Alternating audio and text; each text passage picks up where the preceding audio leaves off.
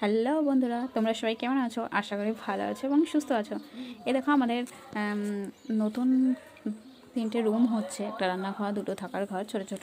তো আমাদের যেহেতু 2টো রুম আছে, আরও এক্সট্রা 2টো রুম বানানো হচ্ছে, কারণ মানুষজন যখন আসে খুব প্রবলেম হয় থাকার, তার জন্য আর কি।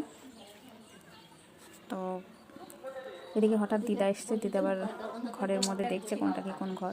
এবার দিদার কথা শুনো। আর কোনটা কোনটা থাকবে? ওটা তো থাক না।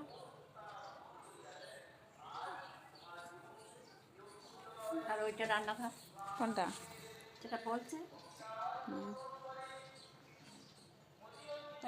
আরে হ্যাঁ বন্ধুরা, আমাদের এখানে হরিনাম সংকীর্তন হবে, তার আজকে প্রথম দিন। তাই তোমরা দেখো, শুনতেই পাবে যে এখানে ভাগবত পাঠ হচ্ছে।